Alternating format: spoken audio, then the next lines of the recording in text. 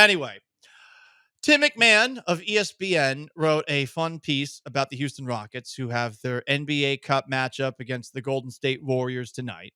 The Warriors have won 15 straight games against the Rockets. That is insane. But then again, you remember how poor the Rockets have played, honestly, up until Ime Udoka took over last year. This article is about the culture that Ime Udoka has installed in the Rockets. And it's really fascinating hearing McMahon write about how Udoka evaluates Amen Thompson, who gets the most tough love on defense.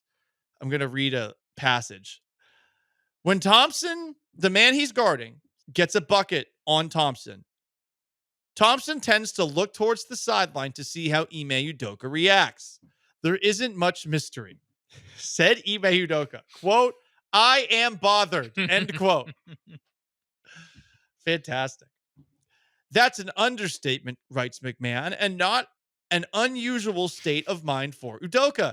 As Rockets point guard Fred VanVleet put it, quote, well, he is always pissed off, end quote. I like that. I like that he's mad. Sorry, I think a bad coach gets more out of you than a nice coach. You should probably have a balance of the two. This article by Tim McMahon continues, and he paints a descriptive picture of angry Ime Udoka. Quote, Udoka's brow furls and his eyes narrow when he's disappointed in any of his players' defensive effort. But he's particularly perturbed when Thompson falls short of the coach's high expectations. It's an especially seething sneer anytime Thompson gets scored on. What a random thing to get mad at. I guess because Ahmed Thompson's defense under the hoop is ridiculous. Yeah. Everyone used to have a boner for James Harden's defense underneath the hoop. Wow, he's really good in post defense. Oh, yeah, the one time where he doesn't have to move laterally side to side. He just stands there like a big lard because that's what he is. Oh, he puts more effort in there. Well, it's easier because he just has to stand there and the guy can't back him down. Whatever. He's mad when Amen Thompson doesn't play good defense. Thompson said, imagine the most mad face ever, staring daggers at you. Said Rafael Stone about, again, anyone scoring on Amen Thompson. He's not particularly happy when someone scores on him. In Ime's world, that should be an impossibility. And if it occurs, it's because Amen did something wrong. We're not talking about Dikembe Mutombo here.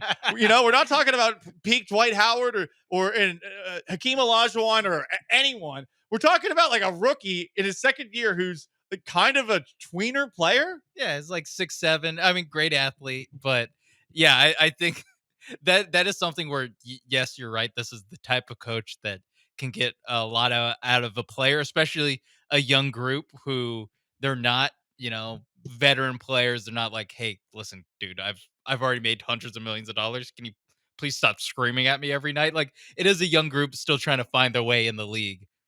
At the other time, like, I can see why, like, wait, every time someone scores on me, it's my fault. I like it. I'm in the NBA. So Kevin Durant's just going to shoot over me sometimes. What am I going to do? Failure.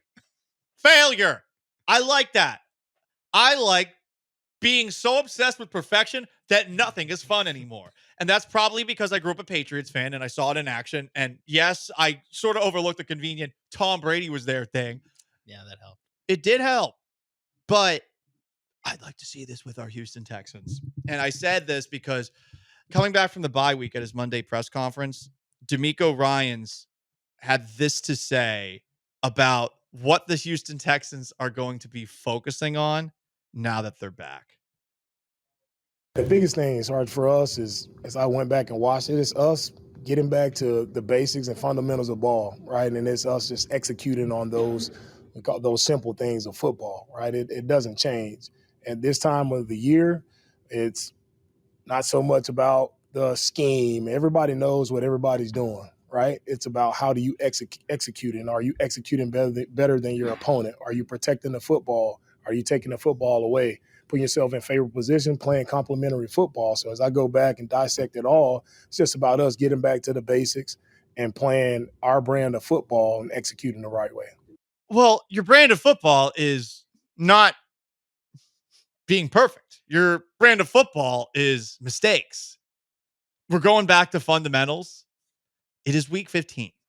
Going back to fundamentals, Paul. Sean, we're going back to fundamentals. I don't know how many people have seen the movie Angels in the Outfield. I grew up watching it. I want you here in uniform at 9 tomorrow. We're going back to work on fundamentals. Fundamentals in the middle of the season? See, I like that. George Knox, played by Danny Glover. I like that in that moment right there. He was willing to go back to fundamentals early in the year. That should have been something they've been working on for a while instead of talking about the little positive things. And okay, look, two different sports, but basketball is the sport with more divas than football. And Ime Udoka doesn't give a damn. And his approach is just a constant obsession with perfection to the point where a second-year player in Amen Thompson, who is younger than most NFL players, is failing every time he allows a bucket, which in basketball happens a lot. The over-under for tonight's game is what, 220?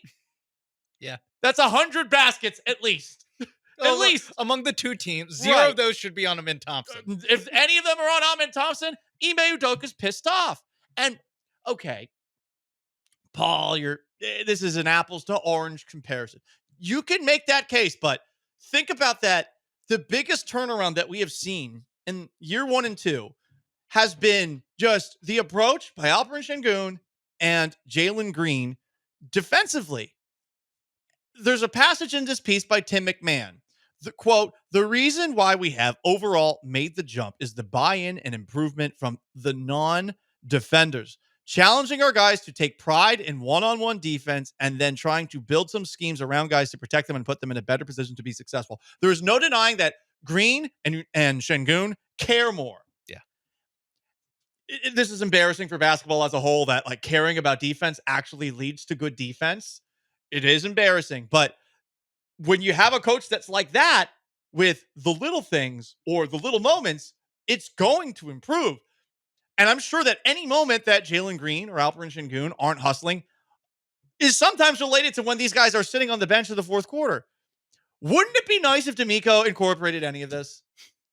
Can next year, Ime Udoka in the offseason, after after their season is done, can he be a consultant for the Texans? Yeah. Or just in August, speak to the team. Like, just give a Derek Stingley. Every time someone completes a pass on you, it's your fault. No matter what Eric Murray was doing, it's your fault.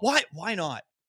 So we all were so happy about DeMeco Ryans being hired last year, and we're all happy with what he did the first season with this team. He did have help of CJ Stroud and did have the help of a very favorable schedule. Hey, they're 8-5. Winning is important in this league, and as the Chiefs are proving, it is hard to win every single game, even if they are winning every single game. But sometimes you gotta be a dick, and I wish that was a club that DeMeco had in his bag, and I just don't get the sense that he has. Not because I know what's going on behind the scenes. I don't.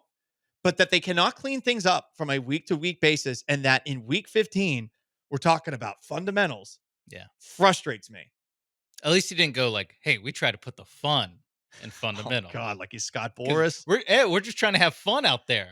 CJ Stroud, it's about playing fun. Well, he's done that. I mean, that's what's been frustrating about this year is when we hear them talk, you're like, oh, you're not saying the things I want to hear. I'd rather you just grumble at me and clear your nostrils like your Bill Belichick used to do, you know?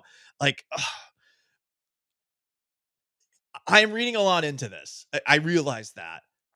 But I wish that this focus on fundamentals for the Texans was a thing. It clearly has not been. This would not be happening on a week-to-week basis if they were like this. If they were like the Houston Rockets. I strongly believe that. I suppose we'll see the rest of the way. Maybe this week off and a focus on the fundamentals for week 15 will help the Houston Texans out against a better than their record Miami Dolphins team who is 6-7.